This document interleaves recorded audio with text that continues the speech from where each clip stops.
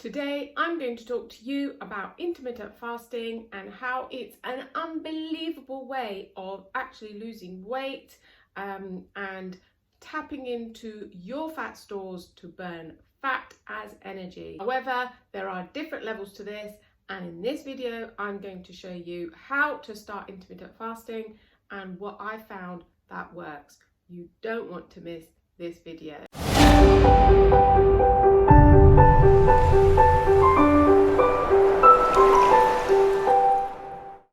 So what is intermittent fasting? Well, intermittent fasting is a eating pattern where you cycle between periods of eating and periods of fasting. It's all about when you eat. If you're used to fasting in Ramadan, then this is a piece of cake, okay? It's really easy.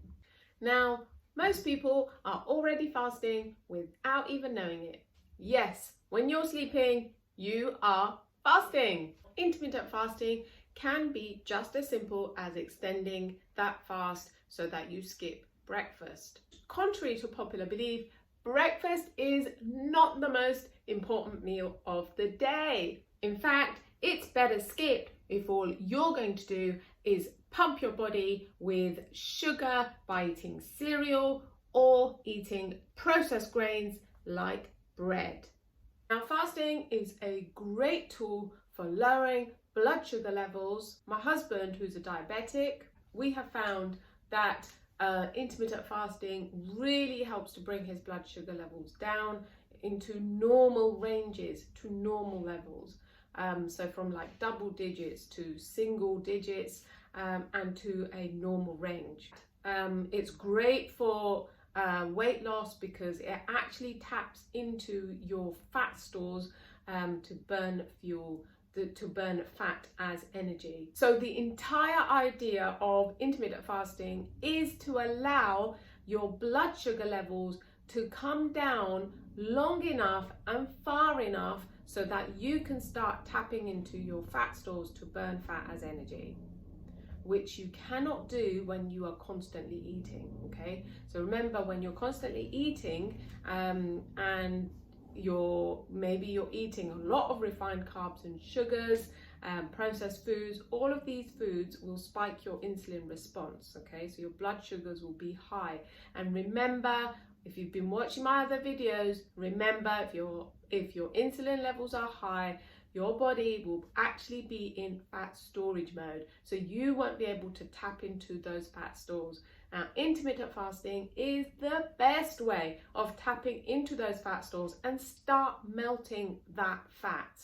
So if you're someone who eats 6 to 8 meals a day and have really bad eating habits, so for example, you regularly snack on chocolates, crisps, pasta, bread, cakes, pies, all of those kind of foods, and you regularly snack on these kind of foods, then don't start intermittent fasting.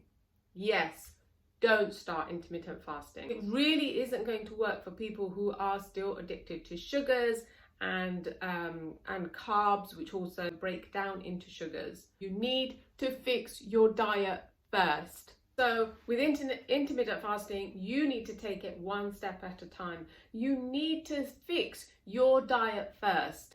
So if you're someone who grazes on food all day long, then you need to bring that number down. So for example, if you're eating 8 meals a day, you first need to bring that number down to maybe 5 meals, then to 4 meals, then to 3 meals a day.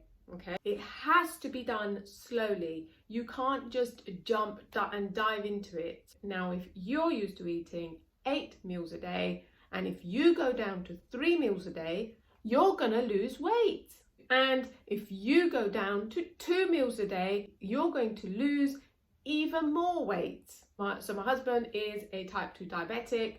By the years, it continuously got worse until he was actually on insulin injections. And we have been doing intermittent fasting for quite a while now. And it has actually resulted in us reversing or getting to the stage where we are now reversing his diabetes.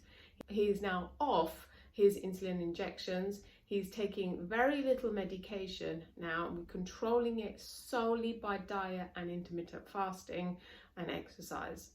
So how did we start? Well, we first started by just skipping breakfast, okay? By following a 16-8 plan, okay? Now the 16-8 is basically you fast for 16 hours and you have an 8-hour window to then eat your food, okay? So what we used to do is we used to skip breakfast and then have our lunch and dinner in an 8-hour window, okay? So for example, we would have our lunch at 12 o'clock and then make sure have our dinner at 6 o'clock and finish eating by 8 o'clock. We would not eat anything further, and that gave us from 8 o'clock to 12 o'clock the next day 16 hours of fasting and a window of 8 hours to eat our food, okay? So it's all about when you eat. The 16 to 8 hour fast is really simple and really easy to do, because that means if you've got a family, you can still have a sit down meal with your family, and so it's relatively simple. So then once this was easy for us, so we did the 16 to 8 hour fast, so having 2 meals a day. So once this was easy for us, then we moved on to 1 meal a day. So that meant that we would skip breakfast and we would skip lunch, and we would have our dinner at 6 o'clock with the rest of the family. So you really need to think about your fasting schedule, and you need to think about your lifestyle before you dive into this. So you need to pick a fasting schedule that's actually going to work for you. You need to look at, do you have kids? Do you need to make food for them? Do you need to work? Do you work night shifts? Do you work 9 to 5? You know, what kind of lifestyle do you have? Do you need to go out? Do you need to meet for dinner with friends, or do you need to go out for work lunch? You need to look at your lifestyle. There's no point trying to do intermittent fasting if you're not going to be able to stick to it. Okay, this is important because you want to schedule your intermittent fasting around your life and not the other way around. So it has to be something that you can stick to. So what can you eat while you're fasting? Well, the whole point of fasting is to have a break from eating, okay? And to burn fat as energy. So there is no eating while you're fasting. However, you can drink water, apple cider vinegar, tea and coffee without milk and sugar, and obviously you can have herbal teas as well. So you can drink. So this is why it's not like Ramadan where you can't drink. So it's a lot easier.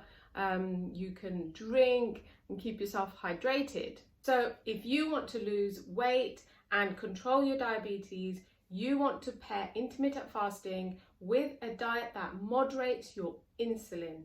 So there's no point in doing intermittent fasting if all you're going to do afterwards is eat junk food, okay? You want to pair intermittent fasting with a diet that moderates your insulin, because remember, it's the hormone insulin that controls your weight. You want to pair intermittent fasting with a diet that does not contain refined carbs or sugars and processed foods, and you want to revolve your diet around whole foods, vegetables, proteins, and good fats. So whole, unprocessed, nutrient-dense foods. And what we found was, after a while, intermittent fasting becomes really easy, especially if you have a diet that does not contain all of these refined carbs and sugars.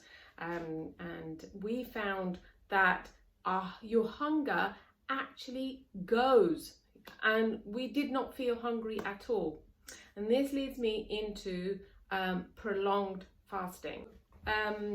This led us into doing some prolonged fasts. So we have done some fasts for like 3 days, and we've done fasts for 5 days where we've gone without any food, just water, apple cider vinegar, and teas and coffees. So we've had the experience of doing all of these prolonged fasts as well, and they have been actually really amazing. we found that after the first couple of days, hunger completely goes. It's surprising, but it does, and it becomes easier. And we've also found that it gives you renewed energy. You'll feel really, really good, and it really does rejuvenates you, gives you more energy.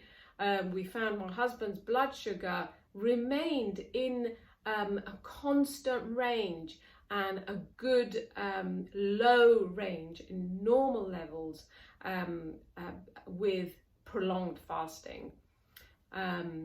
Yeah, so it's a brilliant tool to use for weight loss and for diabetes.